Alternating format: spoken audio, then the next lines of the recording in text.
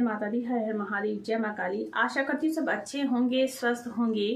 कुछ क्वेश्चंस आए हैं व्हाट्सएप पर, तो नवरात्रि से रिलेटेड ही है। मैं आजकल वीडियो नहीं बना पाई थी, काफ़ी समय बाद ये वीडियो आपके लिए मैं लेकर के आई हूँ, क्योंकि कुछ प्रॉब्लम्स, कुछ कैजुअलिटी हो गई थी, तो इस वजह से मैं वीडियो नहीं बना पाई। तो इस चीज़ के लिए मैं क्षमा चाहूँगी। काफ़ी समय बाद मैं वीडियो लेकर के आई हूँ। बहुत सारे प्रश्न ऐसे आए हैं कि नवरात्रों से रिलेटेड जानकारी चाहिए है, तो आगे आपको नवरात्रि तक आपको कुछ ना कुछ छोटी छोटी जानकारी मैं देती रहूँगी। जो प्रश्न मुझे व्हाट्सएप पर भेजे हैं साधकों ने और माँ के बच्चों ने जो प्रश्न भेजे हैं, उनका मैं सभी का जवाब दूंगी, लेकिन थोड़ा समय जरूर लगेगा। हाँ, मेन जानकारी जो है मैं नवरात्रों से पहले पहले सारी चीजें आपको बता दूंगी कि आपको क्या करना है, किस तरीके से करना है। इसलिए आप टेंशन न लीजिए और बार बार मैसेज मत कीजिए। साधना का जीवन में बहुत महत्व होता है। वैसे तो प्रत्येक व्यक्ति को साधना करनी चाहिए, लेकिन संभवतः सभी लोग साधना नहीं कर सकते हैं।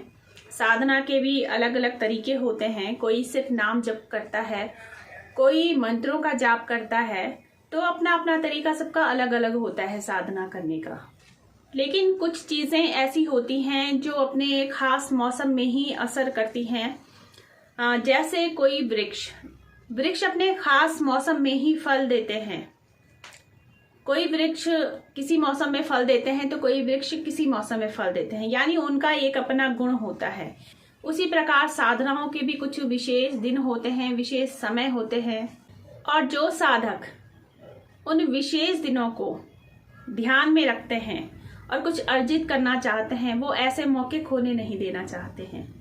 वैसे तो हम रोज ही साधना करते हैं, प्रत्येक जीवन जो है, पूरा ही जीवन एक साधना है, लेकिन कुछ समय ऐसा होता है जो हम लोग गंवाना नहीं चाहेंगे। जो साधक होते हैं वो इस समय को गंवाना बिल्कुल भी नहीं चाहते हैं, और यही समय होता है एक उचित समय, जब किसी भी साधक की साधना जो होती है वो सीधे उसके इष्ट तक पहुंच जाती है। यानी अगर आप माँ भगवती की कोई साधना कर रहे हैं तो वो माँ तक पहुंचेगी। आप भोले बाबा की कोई साधना कर रहे हैं तो वो भोले बाबा तक ही पहुंचेगी। ये समय जो होता है ये ठीक उस प्रकार से होता है कि जिस प्रकार से मान लो कोई माँ है और उसका बच्चा जो है वो उसके सामने खेल तो रहा है, लेकिन वो अपने स्वतंत्र भाव से खेल रहा है, माँ उसकी तरफ ध्यान नहीं दे रही है। उस खेल के बीच में अगर उस बच्चे को कुछ चीज की आवश्यकता है, वो जिद करता है किसी चीज के लिए, तो माँ उसको ध्यान नहीं देगी, क्योंकि माँ अपने काम पर लगी है। माँ को पता है बच्चा खेल रहा है, सुरक्षित है, तो माँ उस तरफ ध्यान नहीं देगी। लेकिन अगर वही बच्चा वो खेल अपनी माँ के साथ खेल रहा होता है, माँ की निगरानी में खेल रहा होता है, उस वक्त अगर वो बच्चा किसी चीज की जिद कर लेता है तो माँ उसकी बात सुन लेती है, और अगर पूरी करने वाली बात हो या उसकी जो मांग है वो जायज है, तो वो मांग भी उसकी पूरी हो जाती है। उसी प्रकार साधना के कुछ दिन होते हैं, विशेष दिन। इन दिनों के आते ही जब कोई लोग साधना करते हैं तो वो साधना सीधे आपके इष्ट तक पहुंचती है, क्योंकि उन दिनों पर आपके इष्ट की जो ऊर्जा होती है वो आपके आसपास घूम रही होती है। तो इष्ट तक पहुंचने में आपकी जो प्रार्थना है, साधना है, जाप है, वो मतलब ज्यादा समय उन्हें नहीं लगता और जल्दी ही आपको वो फल प्रदान करते हैं। और इन्हीं खास दिनों में कुछ दिन है नवरात्रि के। नवरात्रि के दिन वो दिन है जब माँ धरती पर अपने भक्तों के बीच में रह करके उनका जो पूजन, भजन, भक्ति भाव जो भी कुछ है स्वीकार करती है। तो ये दिन ऐसे होते हैं कि इन दिनों में कोई भी साधक अपने समय को बर्बाद नहीं करना चाहते हैं, और इन्हीं खास दिनों में कुछ दिन होते हैं नवरात्रि के दिन। वैसे तो नवरात्रि 4 आती है साल में, 4 नवरात्रियां पड़ती हैं, लेकिन 2 नवरात्रि ऐसी होती हैं जो हर कोई मनाता है। हर कोई पूजा पाठ, व्रत, माँ की भक्ति, माँ के मंत्रों का जाप हर कोई करता है। 2 नवरात्रियां होती हैं, गुप्त नवरात्रियां।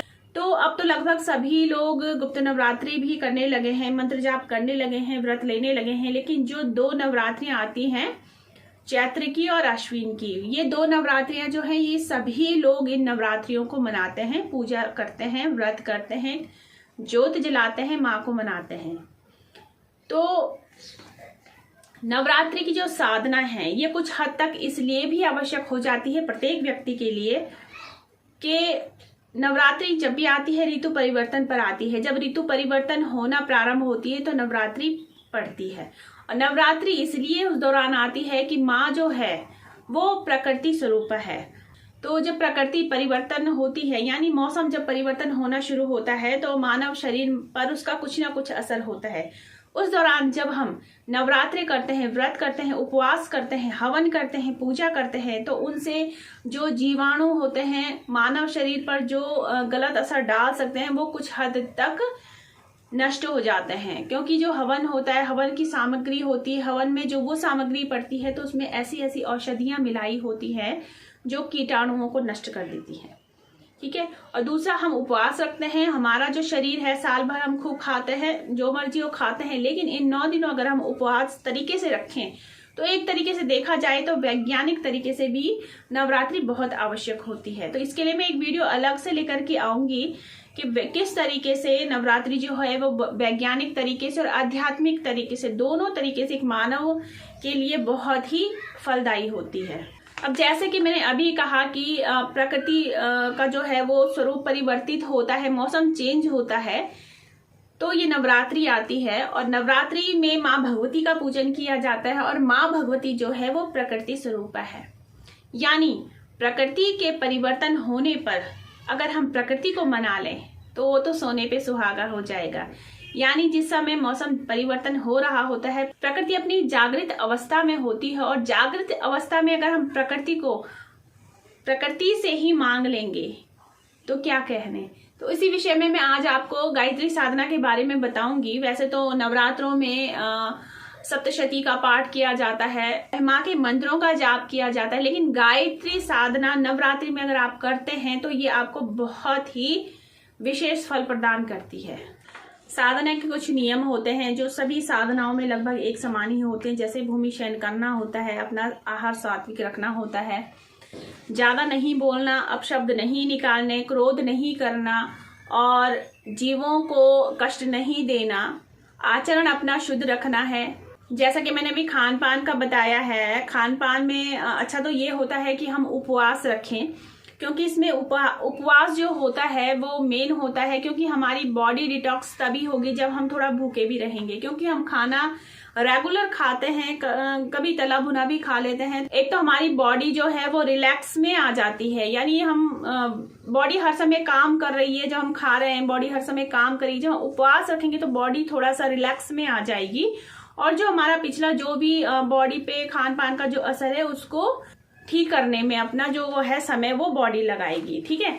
दूसरा ये हो जाता है कि जब उपवास रखते हैं तो हमारा शरीर बहुत ही हल्का रहता है, शुद्ध रहता है, पेट हल्का रहता है। पेट अगर हल्का रहेगा तो हमारे जो जाप है, साधना है, वो बहुत ही इजी वे में हो जाती है और हमारा ध्यान जो है वो भटकता नहीं है। तो अच्छा है कि उपवास रखें, व्रत रखें। आप अगर केवल जल पे रह सकते हैं 9 दिन तो जल पे रहें, नहीं रह सकते हैं जल पर तो आप फलाहार ले सकते हैं। एक समय आप फलाहार ले सकते हैं। अगर वो भी नहीं कर सकते हैं तो आप 2 टाइम फलाहार ले सकते हैं। लेकिन अगर आपको अन्न खाना ज्यादा ही जरूरी है, कुछ प्रॉब्लम्स हैं या तबीयत आपकी ठीक नहीं रहती है तो आप अन्न ले सकते हैं, लेकिन आप सेंधा नमक लेंगे उसमें। ठीक है। आप सेंधा नमक का प्रयोग करके अन्न एक समय ले सकते हैं, यानी सुबह फलाहार कीजिए और शाम को आप अन्न ग्रहण कर सकते हैं। लेकिन अच्छा यही रहेगा कि आप अन्न की जगह फल ही ग्रहण करें। चाहे आप सेंधा नमक डाल करके फल, आप आलू उबाल करके उसका एक मतलब आलू के गुटके बना सकते हैं। आप सेंधा नमक डालिए, इसमें जीरे का तड़का लगाइए, बहुत ही फर्स्ट क्लास आपका जो मतलब आपकी जो भूख है वो भी शांत हो जाएगी और आपका जो दवाइयाँ वगैरह चल रही होंगी आप प्रॉपर उसे चला सकते हैं। ठीक है। तो आप ऐसा भी कर सकते हैं। दूसरा ये है कि जब हम गायत्री साधना प्रारंभ करेंगे तो इसके जो जाप की संख्या होगी वो 24,000 होती है। 24,000 मंत्रों को हमने 9 दिन में कंप्लीट करना है। इसे आप 2 टाइम भी विभाजित कर सकते हैं, यानी बांट सकते हैं। 2 टुकड़ों में आप इसे कर सकते हैं। यानी आप एक दिन में जो है वो 27 माला आपको करनी होगी और 27 माला को आप 2 भागों में बांट लीजिए, सुबह और शाम। फिर भी अगर आपको प्रॉब्लम है, आप नहीं कर सकते हैं, ज्यादा देर नहीं बैठ सकते, आप तो 3 भागों में आप इसे बांट सकते हैं। यानी एक बार आप सुबह कर लीजिए, यानी 27 की जो संख्या है उसको आप 3 से भाग दे दीजिए। ठीक है। तो कुछ आपको सुबह करनी है, कुछ उसकी आपको दिन में करनी है, और जो फिर बचेगी वो आपको रात को करनी है या शाम को, जब भी आपका पूजा का समय होता है। कोशिश कीजिएगा कि 8 बजे से पहले पहले आप अपनी साधना में बैठ जाएं, अगर आप शाम को साधना करते हैं रात को, ठीक है। तो आप इस तरीके से साधना कर सकते हैं। 9 दिन तक आपकी 24,000 जब आपके कंप्लीट हो जाने चाहिए, और 10वें दिन जो होगा आपका ब्राह्मण भोज होगा, यानी आपने ब्राह्मण को भोजन करवाना है, कन्याओं को जिमाना है, कन्याओं को दक्षिणा देनी है, और आप दशांश इसका एक हवन होता है, वो सूक्ष्म हवन आप अपने आप स्वयं से कर सकते हैं या किसी पंडित को बुलाकर भी करवा सकते हैं, गायत्री हवन। तो इसका दशांश होगा। और अगर आप हवन नहीं कर सकते हैं तो आपको थोड़ा मंत्रों की जब संख्या बढ़ानी होगी तो आप उसमें भी उसको एडजस्ट कर सकते हैं, ठीक है। तो आप ऐसा कर सकते हैं। तो इस प्रकार से आप गायत्री साधना कर सकते हैं। गायत्री मंत्र आपको पता ही है, गायत्री मंत्र मैंने गायत्री साधना के जो लाभ है वो मैंने वीडियो ऑलरेडी डाल चुकी हूँ, आप उसमें भी देख सकते हैं कि कौन कौन सी शक्तियां जो हैं वो इससे आकर्षित होती हैं, और आपकी ऊर्जा जो है आकर्षित से मेरा अर्थ ये है शक्तियां आपके शरीर पर नहीं आएंगी, लेकिन शक्तियों की जो ऊर्जा होती है, पॉजिटिविटी होती है, वो आपकी बॉडी जो है वो एब्जर्व कर लेगी। आपके बाहर एक अच्छा सा ऑरा बनकर तैयार हो जाता है, बहुत ही सात्विक ऑरा बनकर के तैयार हो जाता है। और जब ये ऑरा तैयार होता है तो आपकी जो कुंडलिनी है वो जागृत होनी शुरू हो जाती है। नवरात्रि तो वैसे ही अपने में ऐसे दिन होते हैं कि इसमें ज्यादा मेहनत करने की आवश्यकता नहीं होती है, और कुंडली भी आज्ञा चक्र जो है आपका वो जागृत हो जाएगा, कुंडलिनी जागृत हो जाती है। तो आप ये साधना कर सकते हैं, बहुत ही फलदायी साधना है। पूरी श्रद्धा से, पूरी निष्ठा से साधना कीजिए। और आगे मैं कुछ जानकारी और देने वाले, कुछ क्वेश्चंस आए हैं व्हाट्सएप पर, तो नवरात्रि से रिलेटेड ही है। मैं आजकल वीडियो नहीं बना पाई थी, काफ़ी समय बाद ये वीडियो आपके लिए मैं लेकर के आई हूँ।